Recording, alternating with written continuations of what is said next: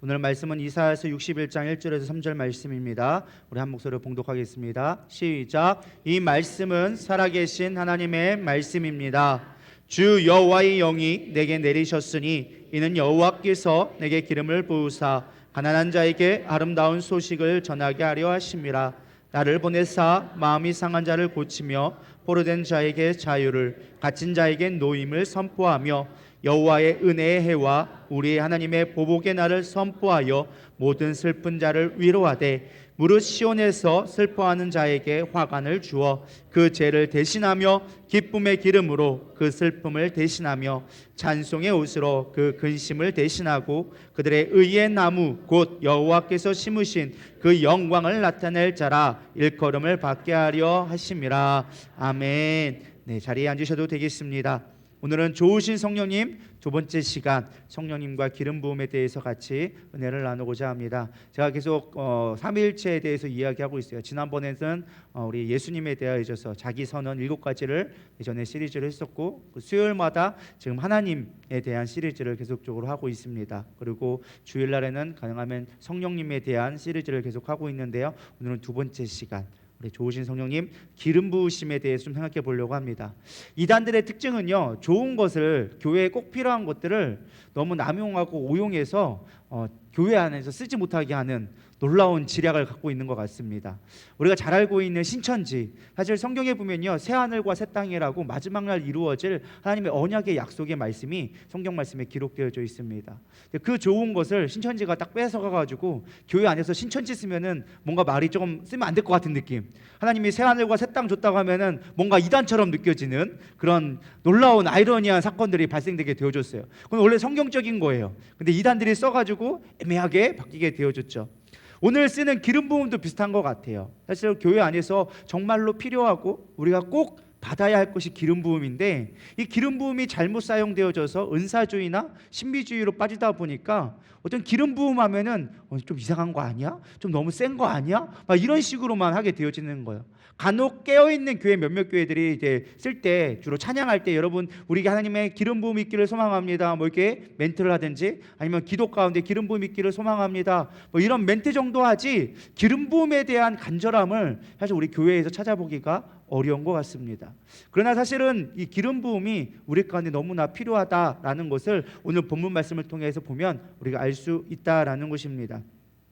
성령 하면, 은사 하면 이렇게 단순하게 생각되어지는데, 사실 성령님이 하신 일 중에 가장 중요한 것 중에 하나가 기름 부음이에요. 오늘 이 예배 가운데 기름 부음이 있기를 축원합니다. 기름 부음이 넘쳐야 된다라는 것입니다. 여러분 만약에 기름이 없다 생각해 보시기 바랍니다. 우리가 일반적으로 생활하는 가운데 만약 기름이 없다면, 예배는 좀 둘째치고 만약 우리 삶 가운데 기름이 없다고 한번 생각해 보겠습니다. 어떤 일이 일어날까요? 운전을 못해요. 그런 얘기 참 그래도 감사합니다. 제 생각과 비슷했는데 1부터 어떤 얘기가 나왔느냐, 기름이 없어야 했더니만은 튀김을 못 먹는다라고 얘기하더라고. 그것도 맞는 말인 것 같아요. 기름이 없으면 튀김을 먹지 못해요. 정말 소중한 거죠. 튀김 너무나 맛있는데 어제도 튀김을 먹었는데, 맞아요. 우리가 자동차부터 시작해서 우리가 쓰는 전기의 대부분은 사실은 기름을 가지고 만들게 되어집니다. 뿐만 아니라 식용뿐만 아니라 의약품에서도 기름을 많이 하게 되어지죠. 여러분 혈액순환 안 되면 뭐 먹죠? 오메가3 뭘까요? 생선기름이에요. 생선기름. 기름 먹는 거예요. 그래서 사실 기름이 정말로 많이 필요합니다. 사실 구약에서도 이 기름은 절대 생활 속에서 빠질래야 빠질 수 없는 것이 이 기름이었습니다. 성경에는 주로 감람류라고 많이 나와 있죠. 감람류가 뭘까요? 올리브나무, 올리브유가 감람류입니다. 사실 당시에 식용으로도 되게 많이 사용했고, 뿐만 아니라 의약품으로 아플 때도 이 기름을 사용했고, 뿐만 아니라 종교 의식에 필수적으로 들어갔던 것이 이 올리브유, 감람유가 사용되어졌습니다. 그래서 이 오일이 어떻게 사용되어졌을까? 왜 오일, 기름 부음, 이것이 왜 성경 가운데 중요한 역할이 되었는가를, 그 발전 과정을 우리가 좀 살펴볼 필요가 있을 것 같습니다. 그래야 우리가 기름 부음했을 때 어떤 은사주의로 빠지지 아니하고 정말 성경에서 말씀하시는 기름 부음이 뭔지를 온전히 이해할 수 있을 것 같습니다. 원래 기름 부음은요, 언제 시작되어졌느냐? 출애굽 이후에 하나님께서 성막을 지으면서 이스라엘 백성에게 명령하셨습니다. 이것들을 쓰기 위해서 내가 쓸 거니까 너희들을 거룩하게 구별시켜라 라는 의미에서 기름을 발랐어요. 우리 출애굽기 30장 26절에서 29절 다 같이 읽어보겠습니다. 시작. 너는 그것을 회막과 증거계에 바르고 상과 그 모든 기구이며 등잔대와 그 기구이며 분향단과 및 번제단과 그 모든 기구와 물두멍과 그 받침에 발라 그것들을 지극히 거룩한 것으로 구별하라. 이곳에 접촉하는 것은 모두 거룩하리라. 아멘. 그래서 원래 기름 부음의 1차적인 목적은 무엇이냐? 구별됨이에요. 성경에서 말하는 그 기름 부음은 구별시켜서 내가 쓰기에 거룩하도록 구별시켜라라고 하는 게 이 기름을 바르는 부터 시작되어졌습니다. 근데 이것이 조금 더 확장되어져서 성전 안에 들어오는 사람까지도 거룩해져라. 너희들 구별되어져라라는 의미에서 쓰게 되어집니다. 레위기 8장 10절에 12절 다시 한번 읽어보겠습니다. 시작. 모세가 관유를 가져다가 성막과 그 안에 있는 모든 것에 발라 거룩하게 하고 또 제단에 7번 뿌리고 또 그 제단과 그 모든 기구와 물두멍과 그 받침에 발라 거룩하게 하고 또 관유를 아론의 머리에 붓고 그에게 발라 거룩하게 하고. 아멘. 성물뿐만 아니라 이제 성물을 다루는 사람까지도 구별시켜라. 그래서 누구에게요? 아론에게. 아론이 누구죠? 1대 제사장. 1대 대제사장이 아론이었어요. 그래서 아론에게부터 사람에게 기름을 붓기 시작하는 거예요. 왜? 너도 구별된 자야. 너도 내가 선택한 자야. 내가 너를 세워서 하나님 앞에 거룩하게 쓰려고 해 라고 하면서 사명을 주기 위해서 기름을 붓기 시작합니다.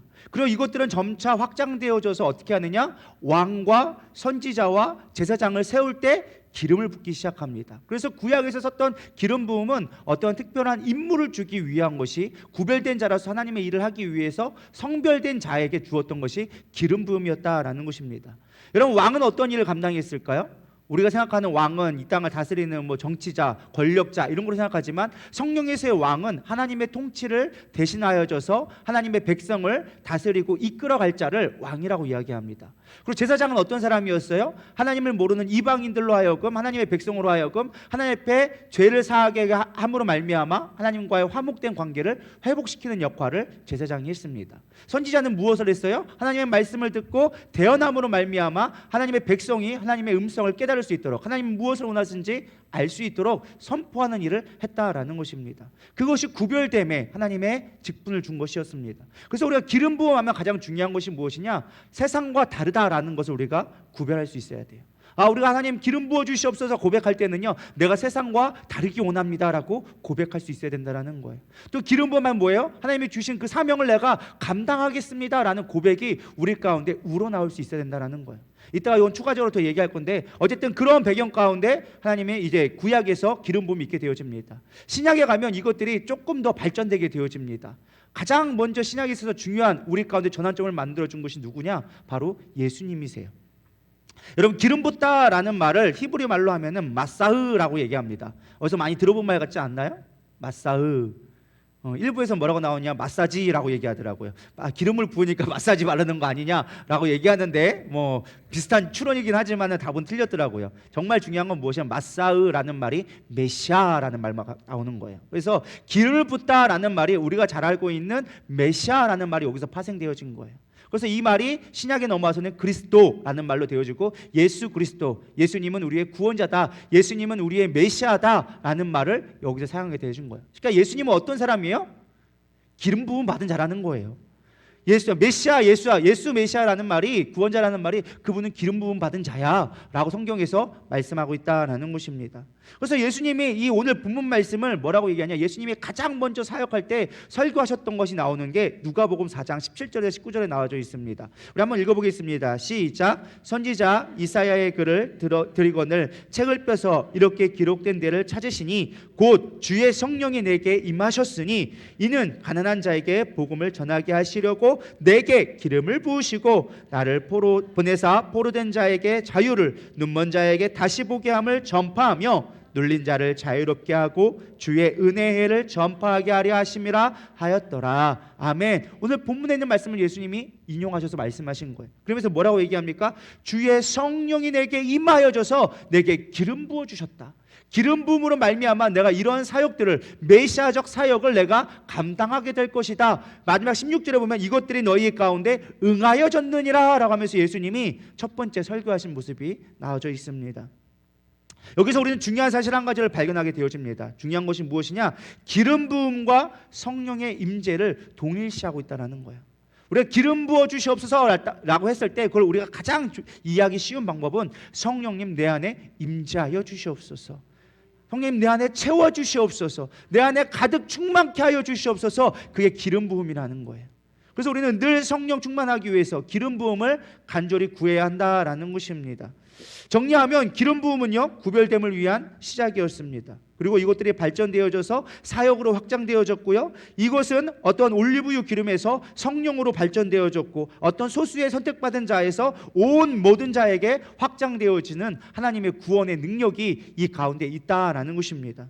베드로전서 2장 9절에는 이렇게 얘기합니다. 그러나 너희는 택하신 족속이요 왕 같은 제사장들이요 거룩한 나라요 그의 소유가 된 백성이니 이는 너희를 어두운 데서 불러내어 그의 기이한 빛에 들어가게 하신 이의 아름다운 덕을 선포하게 하려 하심이라. 이제 우리를 뭐라고 얘기합니까? 왕의 족속이요 왕이요 제사장이라고 선지자라고 우리 가운데 이야기해주고 있는 거예요. 구원받은 자 그리스도인들은 다 성령의 기름 부음을 받는 자가 되어져야 한다는 것을 이야기해주고 있습니다. 오순절 다락방에서 성령의 임재하심으로 말미암아 기름 부음이 성령의 교회에 부어지기 시작했습니다. 기름 부음은 단순한 나의 만족이나 욕망이 아닙니다. 온전히 하나님의 능력으로 덧입어져서 우리가 할 수 없는 일, 사람으로 할 수 없는 일을, 하나님의 일들을 감당케 하신 하나님의 능력이다라는 것입니다. 그래서 마틴 로이드 목사님은 이렇게 기름 부음에 대해서 정의해 주십니다. 기름 부음은 성령이 그리스도인들에게 특별하게 임하는 방식이다. 한마디로 그것은 능력의 허용이다. 하나님은 성령을 통해 믿는 자에게 능력을 주셔서 그 사람이 할 수 있는 일보다 더 큰 일을 하게 하신다. 그리고 그 사람은 성령의 역사하는 통로로 만든다라고 고백해 주고 있어요. 그러니까 우리가 기름 부음이 있어야지만 교회는 교회다워질 수 있는 거예요. 기름 부음이 있을 때 우리는 하나님의 일을 감당할 수 있는 거예요. 우리의 힘과 능력이 아닌 하나님의 능력으로 가능하게 되어진다라는 것입니다. 하나님 우리를 구별하기 원하세요. 하나님의 나라를 위해 일꾼으로 쓰기를 원하신다라는 거예요. 왕 같은 것으로, 제사장으로, 선지자로 우리를 부르시기 원한다라는 것입니다. 그래서 성령의 기름 부음이 필요한 거예요. 저는 신학교 다닐 때 참 많은 목회 자료를 모아왔습니다. 그것이 목회를 잘하는 비결인 줄 알고 신학교 때부터 열심히 제가 자료들을 모아왔습니다. 그때 당시 뭐 이게 책으로 된 게 아니라 대부분 이제 하드의 자료로 데이터로 복원되어 있었죠. 그러다 보니까 노트북이 그때만 해도 막 지금처럼 막 쬐만하고 가볍지 않았어요. 노트북이 한 15인치 막 이만한 거 샀거든요. 저는 이만한 거 사가지고 저는 화면 좀 큰 게 좋다고 무조건 컸어요. 그러니까 엄청 무거워요. 이게 거의 무기예요. 그래서 이거 하나만 해도 5kg가 나가는데 당시에는 지금처럼 뭐 메모리 용량이 그렇게 크지 않았어. 기껏 해봐야 뭐 1기가 뭐 진짜 10기가 막 이 정도만 됐었어요. 라떼는 2000년도에는요. 그때만 해도 막 하드가 발전되지 않아서 1기가만 해도 엄청 큰 거다. 요즘에는 USB도 뭐 256기가 되는데 그때는 하드 하나가 뭐 해봐야 뭐 100기가 이 정도면 정말 큰 거였거든요. 근데 이게 용량이 많다 보니까 양이 많다 보니까 이게 하나에 안 들어가는 거예요. 그러면 보통 2-3개씩 많게는 막 3-4개씩 외장하를 들고 다니는 거예요. 그럼 나중에는 이게 한 10몇 킬로가 되는 거예요. 여러분 말이 생각해보세요. 10몇 킬로를 맨날 들고 다니는 거예요. 나는 그게 목회를 잘하는 건 줄 알았어. 그걸 자랑으로 여겼어. 야, 나같이 자료 많은 사람 없다고. 막 온갖 책부터 시작해가지고 지금도 그 자료를 거의 갖고 있어요. 그래서 저는 주석을 책으로 갖고 있는 게 아니라 파일로 다 갖고 있어요. 수많은 영어 원전부터 시작해서 유명한 책들은 다 갖고 있거든요. 저는 그거 가지고 있으면 목회 잘할 줄 알았어요. 지금도 그거 갖고 가끔 인용할 때가 있지만 거의 인용하진 않아요. 제가 깨달은 게 그거예요. 아무리 내가 설교를 많은 좋은 자료를 가지고 한다 할지라도 성령이 임하지 않으면, 기름 부음이 없으면 사람들은 변하지 않는 것이구나. 그래서 요즘에는 제가 자료를 잘 안 모아요.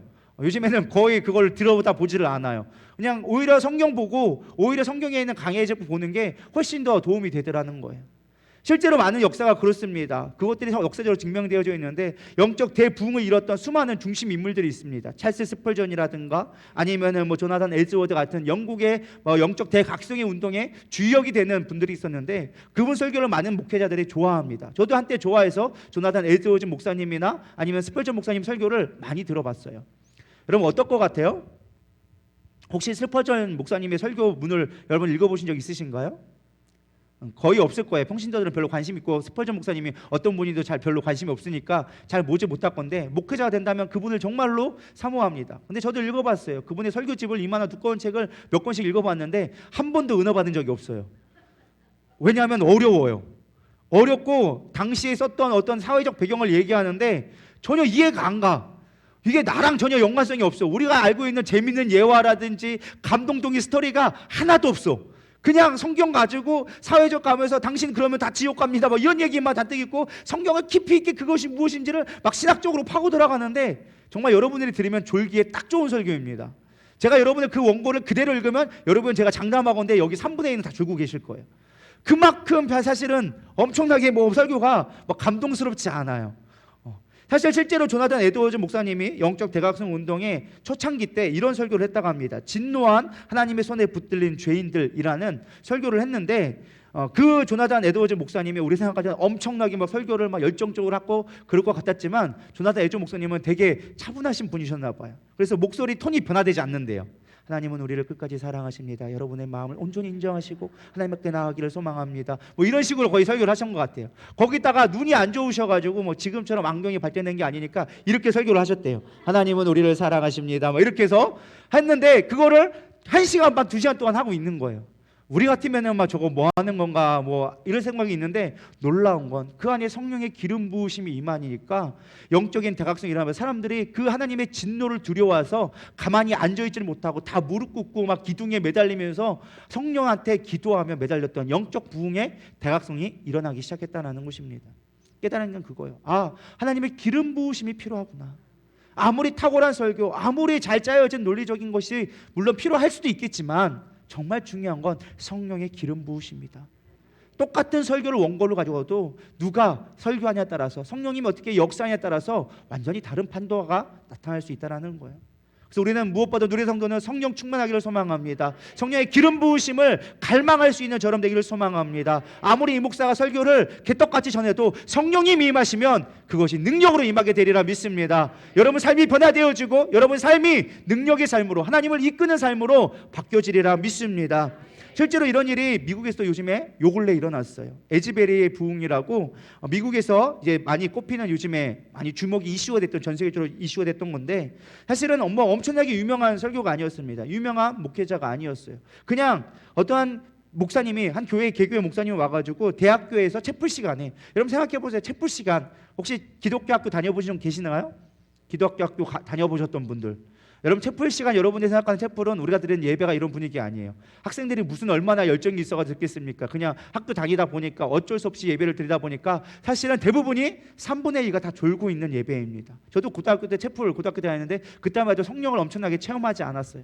그래서 예배 시간 되면은 3분의 2는 거의 졸고 있는 거예요. 찬양할 때만 막 뜨겁다가 예배 시작하면, 설교 시작하는 순간 눈꺼풀이 내려와서 끝날 때 아멘할 때 눈이 떠지는 게 대부분의 분위기였다는 거죠. 아마 여기도 거의 비슷했던 것 같아요. 그럼에도 불구하고 목사님이 와가지고 어쨌든 설교 시간이니까 한 20분 정도 설교를 했습니다. 아주 평범한 설교였어요. 예수님을 사랑한다면 그리스도 안에 머무십시오. 그리고 회개하고 우리 기도하십시다. 이 얘기를 한 거예요. 근데 그 설교가 끝나고 몇몇의 학생들이 정말 이 말씀을 마음에 품고 기도하기 시작하는 거예요. 근데 놀랍게 그곳에 기름 부음이 임하기 시작하는 거예요. 갑자기 그 가운데 기쁨이 솟아나고 사람들이 막 오니까 학생들이 그냥 왜 안 오지? 수업 시작했는데 왜 안 와? 하고 구경 왔다가 그 기도의 기름 부음에 빠져서 같이 기도하기 시작하는 거예요. 그러니까 교수들이 왜 안 와? 해가지고 교수들이 이제 구경하러 왔어. 그러다가 교수들이 막 기도하고 있는데 같이 기름을 부은 거야. 교수들도 같이 기도하기 시작하는 거야.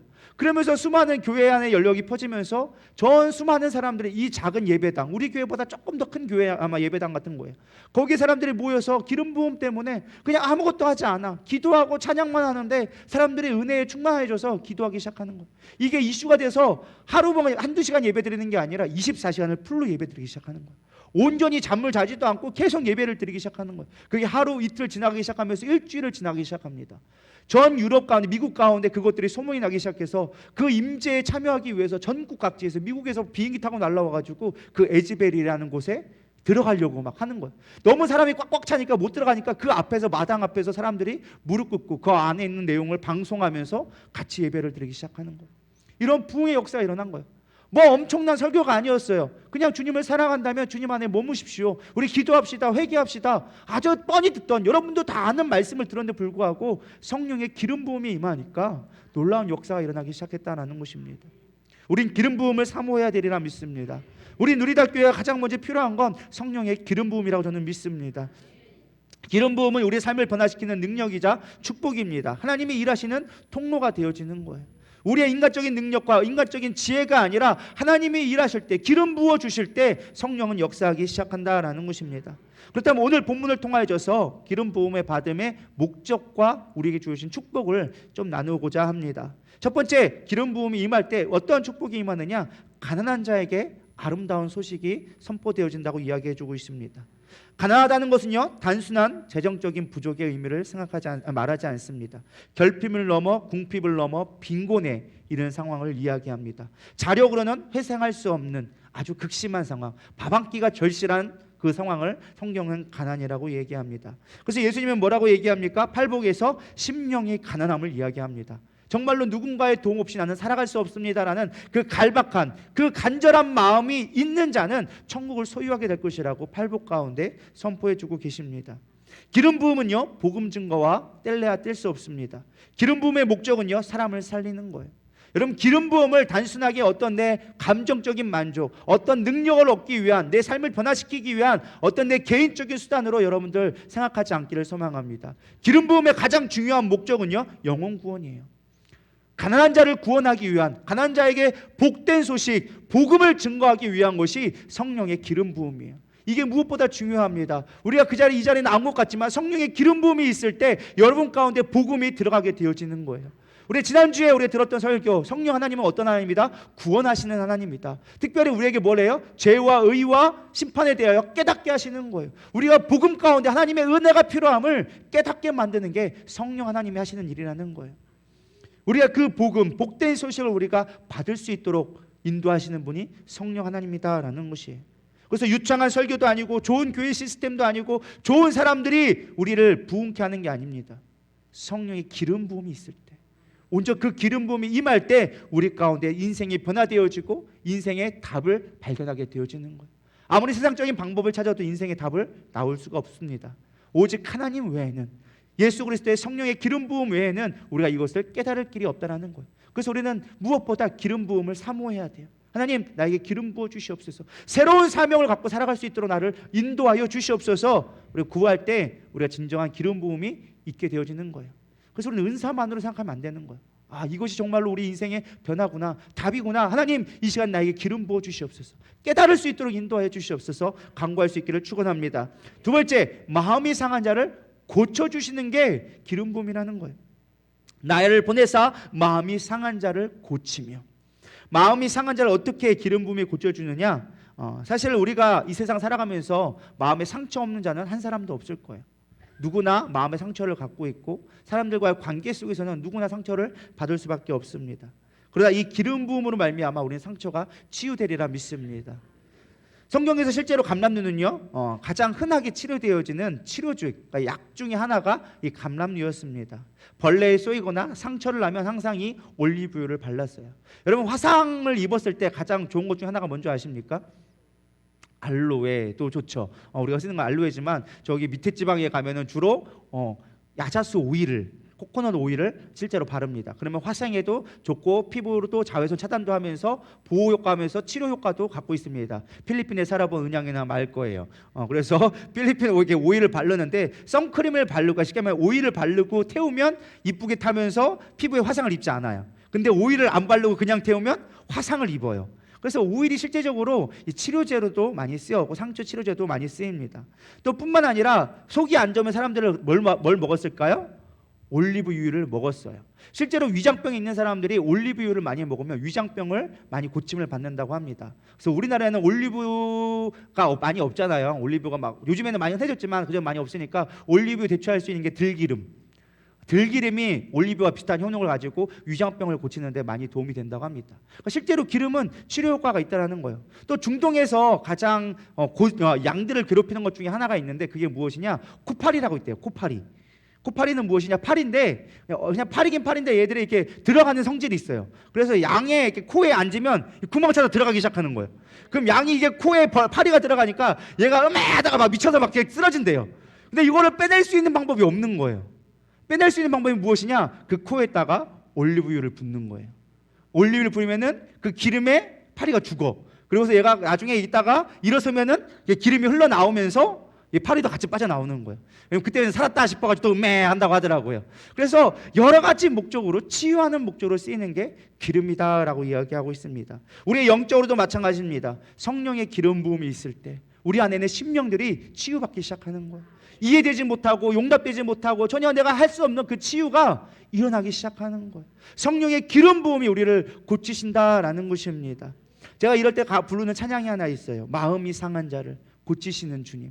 우리 한번 찬양하면서 나갔으면 좋겠습니다. 그 가운데 가사가 이거예요. 마음이 상한 자를 고치시는 주는 하늘의 아버지 나를 주관하소서. 그러면서 마지막 후렴비에 뭐라고 나오느냐, 의에 줄이고 목마르니 성령의 기름을 내게 부으소서. 여러분, 마음이 상했을 때 좋은 게 무엇이냐, 성령의 기름 부음이 임하면 우리는 치유받게 되어져 있어요. 이제 여러분 가운데 기름 부음이 있기를 소망합니다. 우리 옆 사람에게 축복했으면 좋겠습니다. 기름이 임할지어다. 기름이 부어질지어다. 원래는 제가 계획하기는 올리브유를 여기다 다 뿌리려고 했어요. 올리브를 하나씩 갖다 준 다음에 기름을 머리에 부으라고 하려고 했는데 여러분, 그러면 아마 이게 너무 기름이 될 것 같아서 그냥 우리 노래를 통해서 우리 같이 서로 축복하는 마음으로, 여러분 마음에 상한 마음이 회복되기를 소망하는 마음으로 옆 사람에게 축복하며 우리 찬양을 같이 한번 불러보도록 하겠습니다. 마음이 상한 자를, 마음이 상한 자를 고치시는 주님, 하늘의 아버지 날 주관하소서. 주의 길로 인도하사 자유케 하소서. 새 일을 행하사 분께, 우리 옆사람 머리에 기름 뿌리면서 의에 줄이고 목이 마르니 성령의 기름 부으소서. 의에 줄이고 목이 마르니 내 잔을 채워 주소서. 성령으로 채우사 주보게 하소서. 주의 임재 속에 은혜 알게 하소서. 주 뜻대로 살아가리 세상 끝날까지. 나를 믿으시고 새날 열어. 우리 자기 머리에 손을 얹고 의에 줄이고 목이 마른 성령의 기름 부으소서. 의에 줄이고 목이 마르니 내 잔을 채워 주소서. 할렐루야. 마음이 상했을 때, 우리 주님의 성령의 기름 부음이 있을 때 치유가 일어나기 시작하는 거예요. 그래서 여러분, 아까 부었지만 우리 옆 사람에게 기름 부어 주시고 같이 손을 얹고, 원래는요 기름 부을 때 머리에 기름을 붓고 귓불에 바르고 오른손 엄지에 바르고 오른손 엄지 발가락에 불러서 치유의 역사가 이럴 때 실제로 합니다. 실제로 미국의 어떤 교회들은 아직까지도 어떤 치유의 은사 집회할 때는 기름을 부읍니다. 실제로 올리브유를 붓고 귓불에 바르고 엄지에 바르고 엄지 발가락에 발라서 하나님의 치유를 갈망할 때가 있습니다. 물론 이렇게 기름 붓는다고 그것이 엄청나게 치유의 역사는 아니다 할지라도 상징적인 의미로 그렇게 함으로 말미암아 성령이 우리 가운데 임하시면 여러분 치유 못할 게 없어요. 마음의 상처는 쉽게 치유되지 않습니다. 그러나 성령의 기름 부음이 있으면 여러분 가운데 치유의 역사가 일어나리라 믿습니다. 세 번째는요, 기름 부음은요 진정한 자유를 우리 가운데 허락하신다라는 것입니다. 1절 후반절부터 보면 포로된 자에게 자유를, 갇힌 자에게 누임을 선포하며 여호와의 은혜해와 우리 하나님의 보복의 날을 선포하여 라고 나와 있습니다. 여러분, 감옥에 있는 자가 가장 바라는 게 뭘까요? 자유예요. 아무리 영축금이 넘쳐난다 할지라도, 영축금이 넘쳐나도 자유만큼 좋은 게 없습니다. 영축금 10억 줄게, 아니면 나올래. 여러분 어떤 것 같아요? 감옥에서 10억 주면 무슨 의미가 있겠습니까? 아무 의미가 없어요. 중요한 건 나와서 100만 원이 더 크다라는 거예요. 믿으십니까? 감옥에 있어야 1억 있어봐야 맨날 먹는 거는 닭다리밖에 먹을 게 없어요. 감옥에 가보신 분들만 알아요. 여기 아무도 눈치를 모르시는 것 같아가지고 감옥에서 최고의 인기는 게 닭다리라고 얘기하더라고요. 그게 한 5천 원인가 6천 원 하는데 그게 영치금 받으면 다 그거 사 먹고 있다고 하더라고. 참치캔이랑. 근데 가장 좋은 건 뭐냐? 10억 100억이 있어도 나와서 100만 원보다 못한 거예요. 할렐루야. 그래서 우리 가운데 진정한 자유의 길을 소망합니다. 원래 여기에 보면 주님이 뭐라고 했냐? 여호와의 은혜의 해와라고 나와져 있어요. 특별히 이 자유를 선포할 때 뭐라고 했냐? 은혜의 해라고 얘기하고 있습니다. 이 은혜의 해가 뭘까요?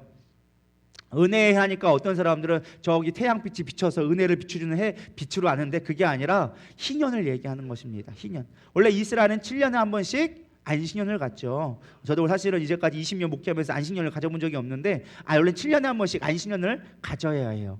근데 7년에 한 번씩 되는 것들을 7번 하면 몇 년이 될까요? 49년. 49년이 된 그 해 다음에는요, 희년이라고 해서 50년이 되면 모든 것들을 다 해방시켜 줍니다.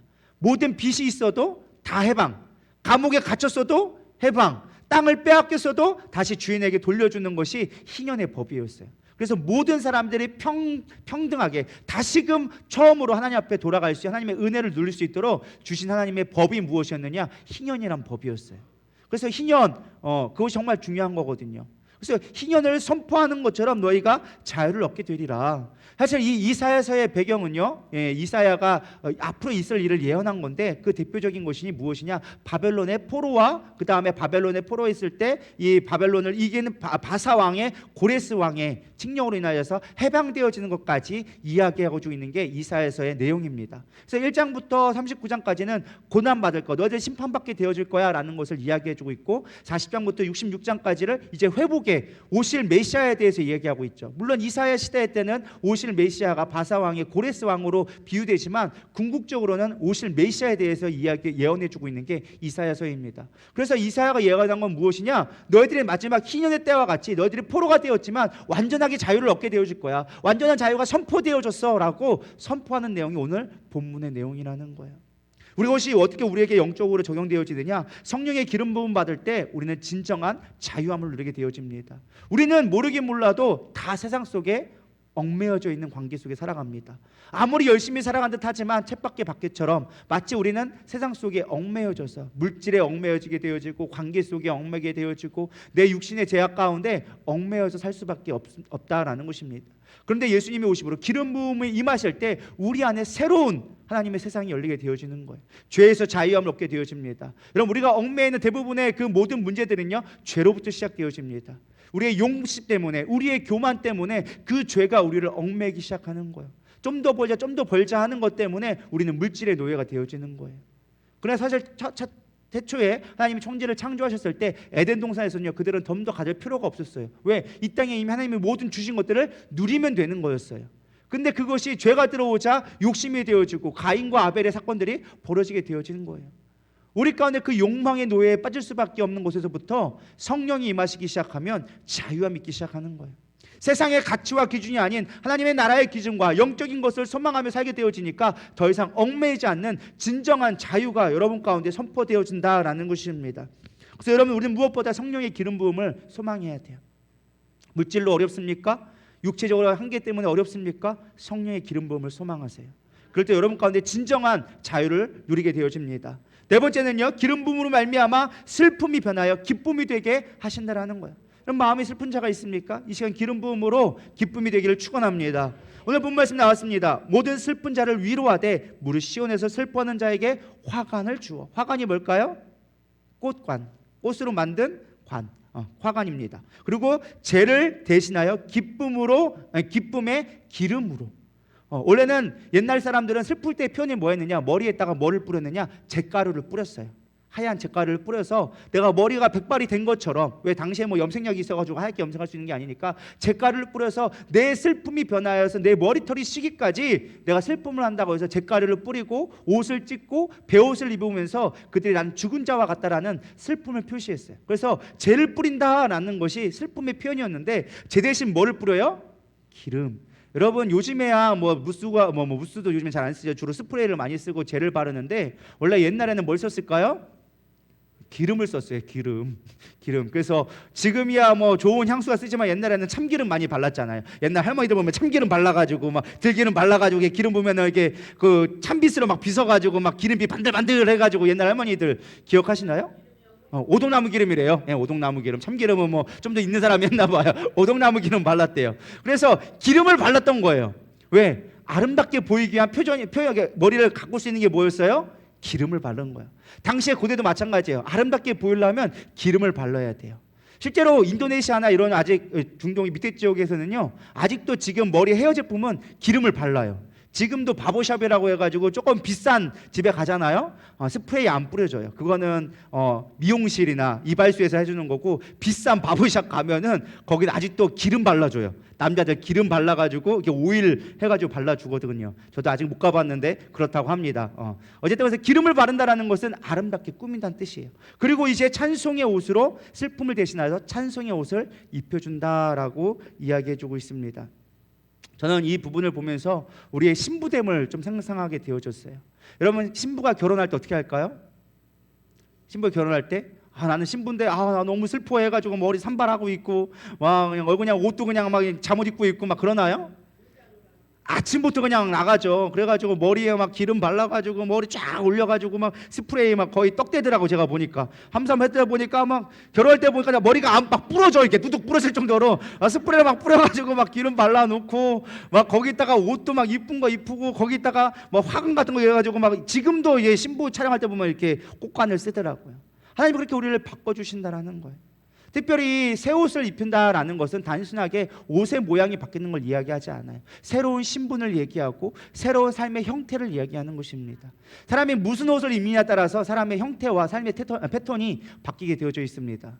평소에는 이게 정장 입고 막 잘 나갔던 직장 사회인들이 이상하게 군부대 그 예비군 훈련만 가면 군복만 입으면 애들이 변질되기 시작해요.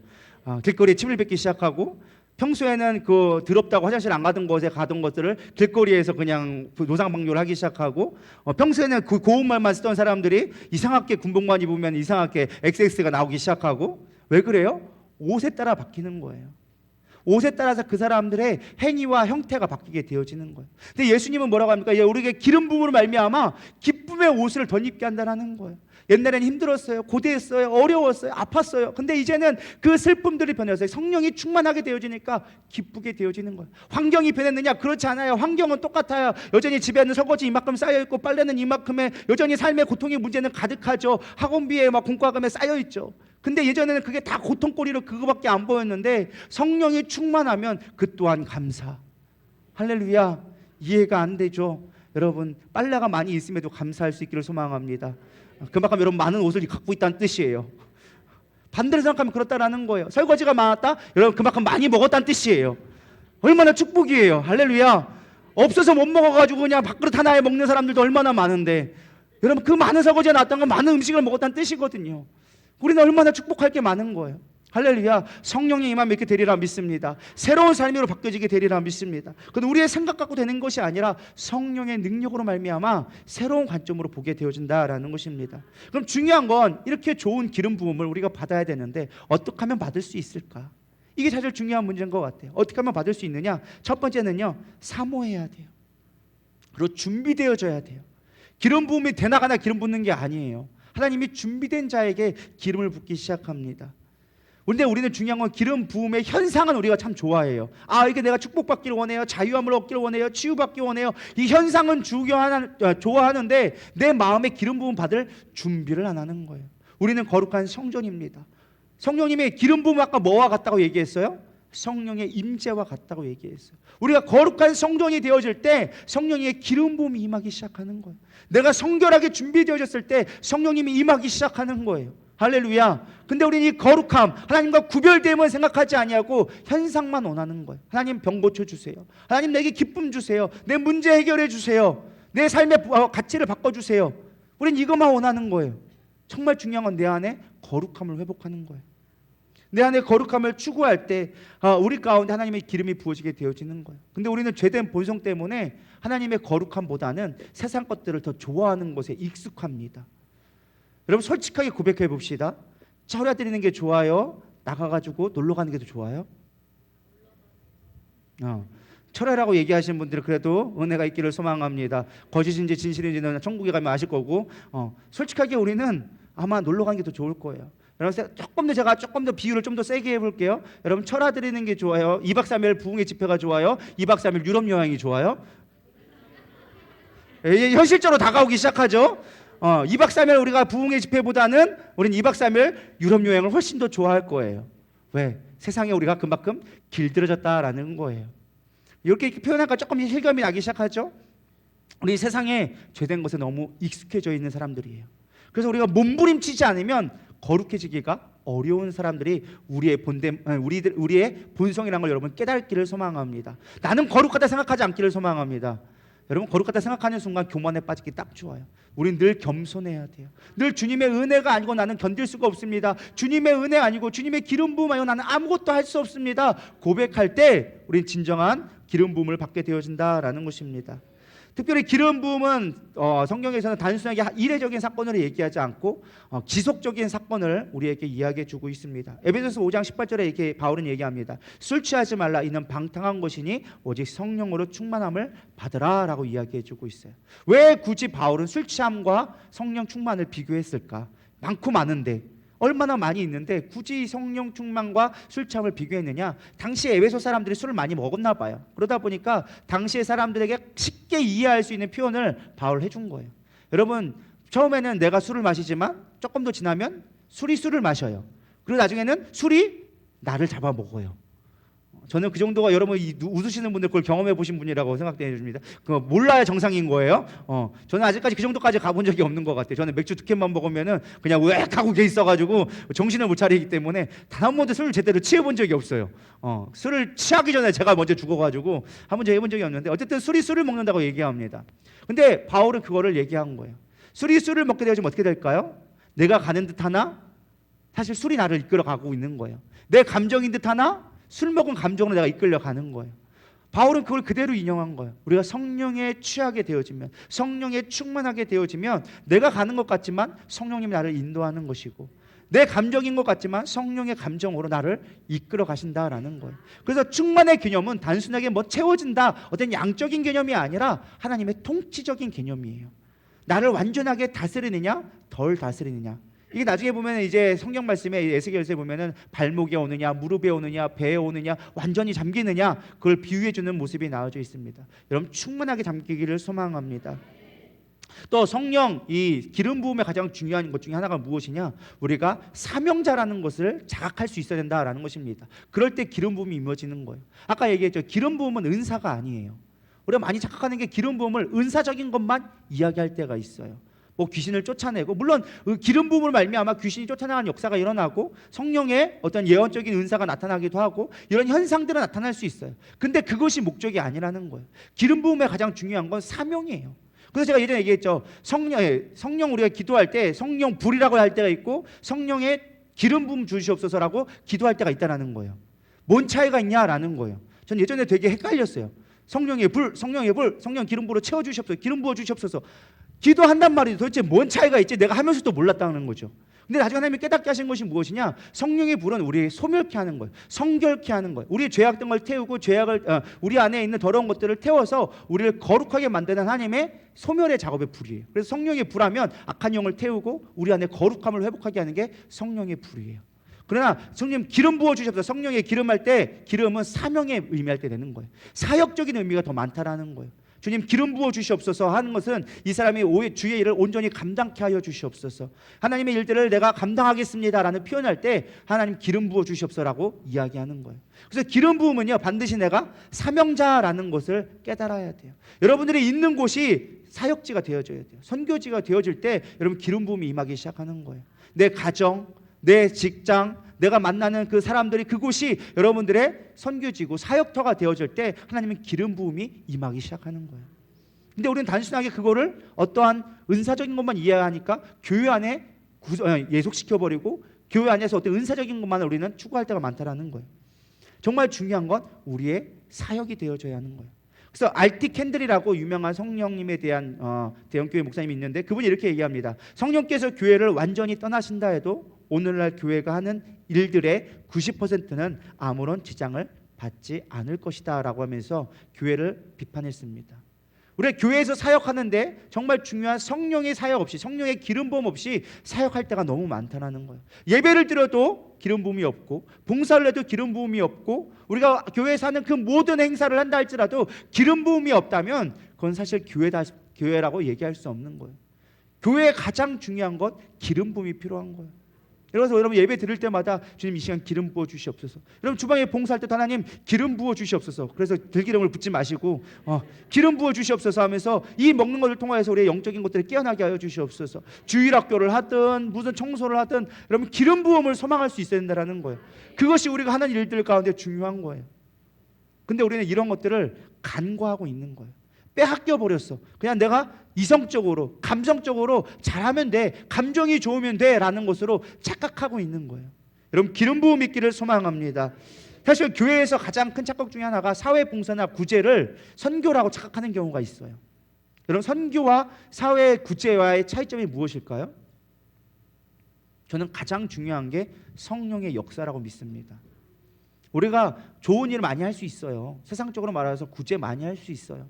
근데 사실 세상 속에서 이 일들을 더 크게 하는 데도 많아요. NGO 단체라든지 우리 월드비전이라든지. 그런데 우리보다 더 크고 더 많은 일들을 실제로 감당하고 있어요. 그럼 교회에서 하는 그 선교와 구제는 도대체 무슨 자랑할 것이 있냐라는 거예요. 근데 우리는 착각하는 게 교회에서 마치 그걸 선교라고 착각하고 있는 거예요. 물론 우리가 그것들을 해야겠죠. 하지 말자는 얘기가 아니에요.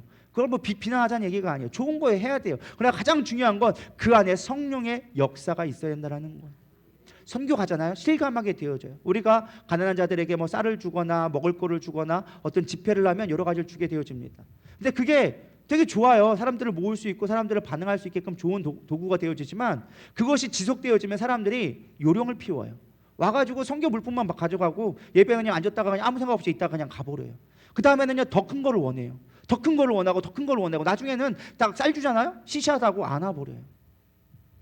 우리가 무엇을 깨달아야 되느냐? 우리가 착한 일 했다고 그들이 구원받는 게 아니라는 거예요. 성령의 기름 부음이 있어야 돼요. 우리의 인간적인 문제를 갖고 나왔지만 결국 그들이 만나야 되는 건 예수 그리스도고 성령의 기름 부음이 있을 때 그들의 삶은 변화되어지기 시작하는 거예요. 가난하면서 부함으로 바뀔 수 있는 거예요. 병든 자에서 고침을 받을 수 있는 거예요. 그래서 정말 필요한 건 물질의 구제가 아니라 우리가 성령의 능력이 필요한 거예요. 믿으십니까? 우리 교회가 기대기를 소망합니다. 물질로 채워지는 건 한계가 있어요. 정말 중요한 건 성령의 능력, 성령의 기름 부음이 있을 때 온전한 역사가 나타나게 되어진다라는 것입니다. 결론입니다. 그럼 어떻게 하면 우리는 기름 부음을 지속할 수 있을까? 가장 중요한 건 기도해야 돼요. 집중해야 돼요. 우리는 너무 분주해요. 저는 여러분들이 열심히 사는 것을 원합니다. 열심히 살기를 소망합니다. 집에서 빈둥빈둥 놀고 있지 말고 유튜브 보고 빠지지 말고 여러분 열심히 일하시기를 소망합니다. 그러나 너무 분주하지 않기를 축원합니다. 우리 세상 일이 너무 분주해요. 그래서 정말 중요한 하나님의 영적인 일, 기름 부음에는요 무관심할 때가 너무 많다는 거예요. 기도를 미룰 수밖에 없는 이유를 우리는 늘 세상 속에서 찾고 있습니다. 그러나 우리는 어떠한 이유가 있든지 기도가 우선되어져야 돼요. 그래야 성령의 기름 부음을 유지할 수가 있어요. 여러분 기름 부음 무엇보다 필요합니다. 이 기름 부음이 유지되지 않으면 우리는 하나님 앞에 버림받을 수밖에 없어요. 저는 두 사람을 비유게 하려고 합니다. 첫째는 사울 왕이고 둘째는 다윗 왕입니다. 똑같이 기름 부음 받았어요. 근데 중요한 건 사울 왕은요 하나님을 떠났어요. 기름 부음을 유지하지 않았어요. 한 번의 기름 부음으로 끝났어요. 그래서 하나님은 사울을 버리시고 다윗을 세우려고 합니다. 사무엘상 16장 1절에 나옵니다. 여호와께서 사무엘에게 이르시되 내가 이미 사울을 버려 이스라엘의 왕이 되지 못하게 하였거늘 내가 그를 위하여 언제까지 슬퍼하겠느냐. 너는 뿔에 기름을 채워가지고 가라. 내가 너를 베들레헴 사람 이세 사람에게 보내리니 이는 내가 그의 아들 중에서 한 왕을 보았느니라 하시니라. 그럼 우리가 사명 감당하지 않고 성령의 기름 부음을 지속적으로 유지하지 않는다면 하나님은 그 기름불을 옮기신다는 거예요. 기름을 옮기신다는 거예요. 촛대를 옮기신다는 거예요. 16장 13절에 나옵니다. 사울이 기름 뿔병을 가져다가 그의 형제 중에 그에게 부었더니 이날 이후로 다윗이 여호와의 영에게 크게 감동되니라. 기름 부을 때 여호와의 영 성령이 우리 가운데 감동되게 되어져 있어요. 지난 시간에 얘기했죠. 성령의 감동이 중요하다. 성령의 기름 부음이 중요하다. 그의 삶은 놀라운 삶으로 변화되기 시작합니다. 그가 기름 부음 받자 하나님이 그를 높여주기 시작합니다. 놀라운 역사를 일으키기 시작합니다. 골리앗이라는 어마어마한 상대를 만났는데 그는 평소에 맨날 물맷돌을 돌렸던 자였어요. 그가 갑자기 골리앗을 만나서 잘 쏜 게 아니었어요. 그냥 썼던 자였어요. 늘 양떼를 치면서 물맷돌을 돌렸던 자였는데 하나님이 그에게 기름 붓기 시작하자 골리앗이라는 사람을 만나게 하고 문제를 만났을 때 성령의 기름 부음으로 담대함으로 나아가서 그 물맷돌로 골리앗을 쓸어떨어 버립니다. 하나님 그를 높이기 시작하는 거예요.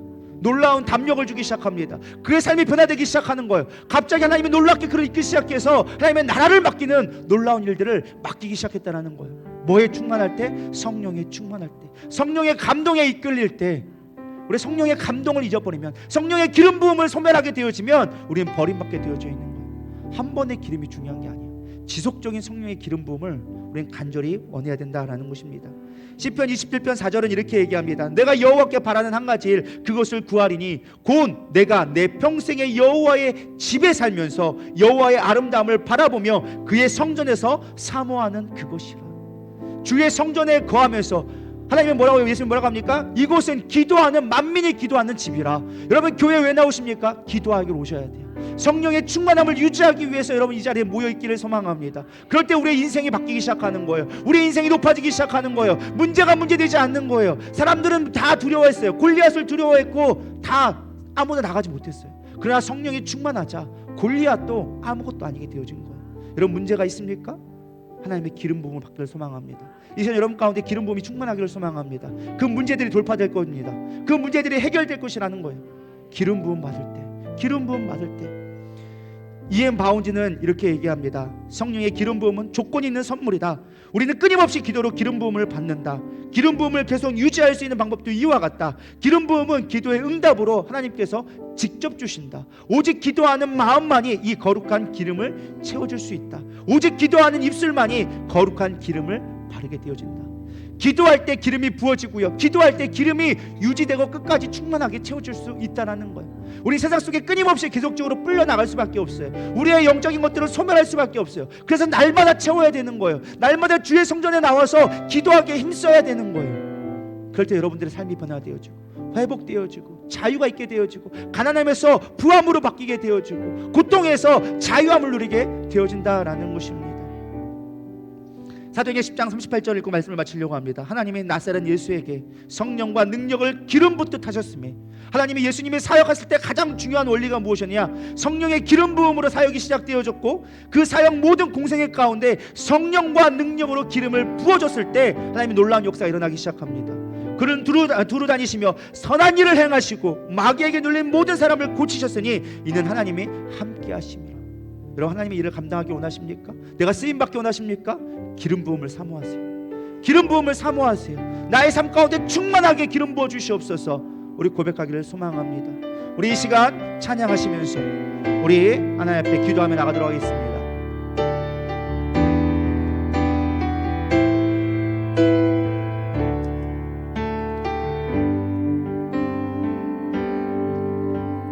주 여호와의 신이 내게 임하셨으니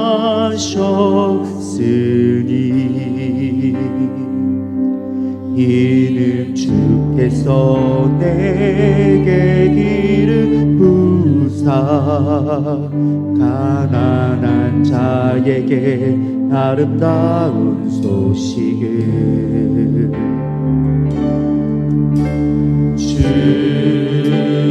여호와의 신이 내게 임하셨으니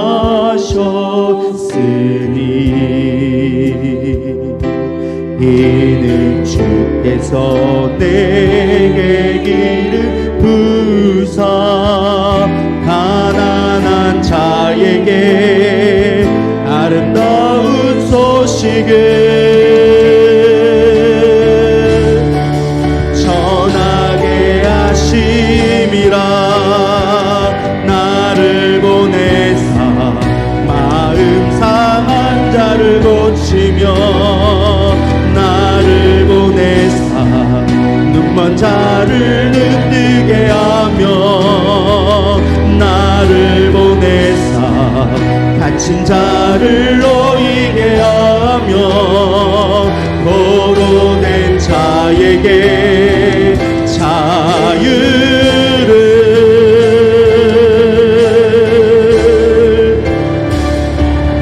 주님의 성령 내게 임하여 하늘의 영광 나타내게 하소서. 주님의 성령 내게 임하여 하늘의 영광 나타내게 하소서.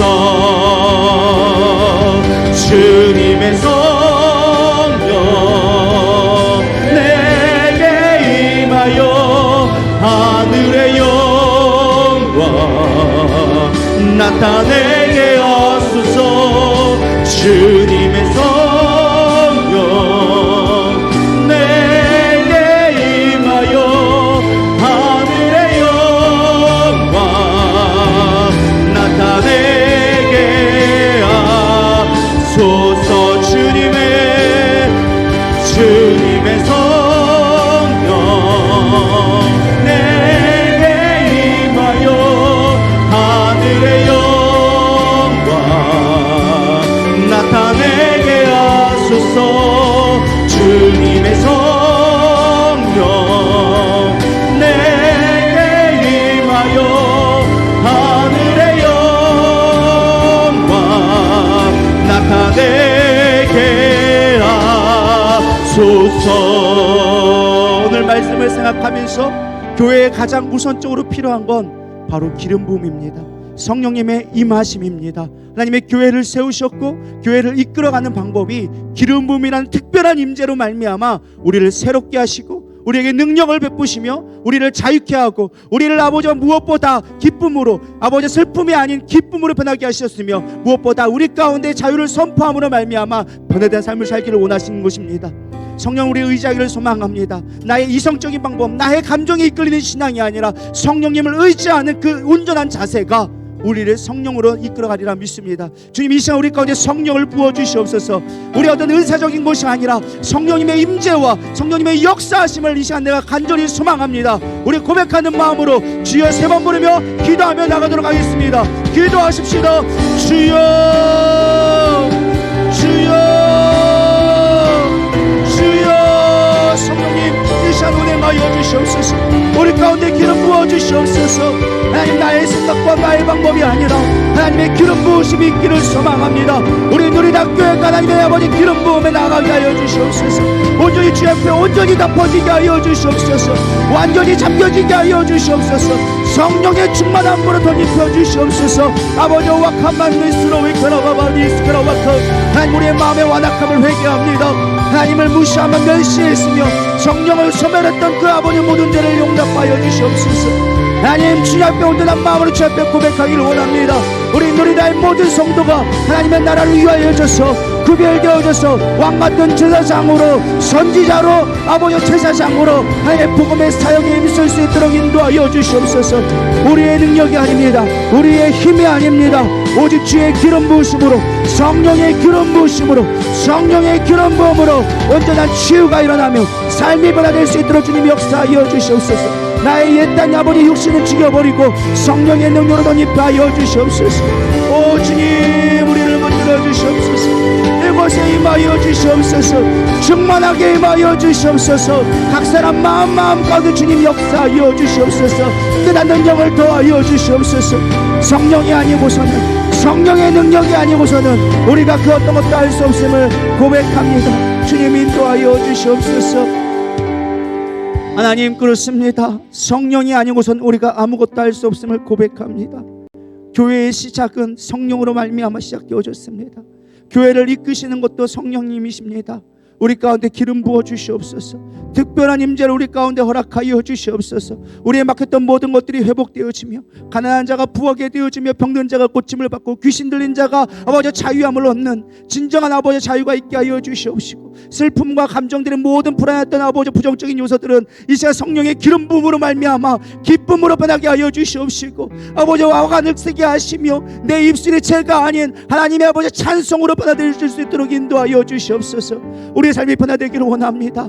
성령의 기름 부음을 소망하기를 원합니다. 하나님의 일들을 감당하기를 원합니다. 나의 삶을 살아가는 것이 아니라 아버지의 나라를 위해 살아갈 수 있는 우리 누리다 성도되게 하여 주시옵소서.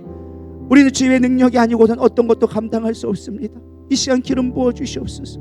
기름 부어 주시옵소서. 충만하게 채워 주시옵소서. 충만하게 채워 주시옵소서. 충만하게 채워 주시옵소서. 이곳에 역사하신 주님을 의지합니다. 주님을 사랑합니다. 성령님을 초청합니다. 함께하여 주시옵소서.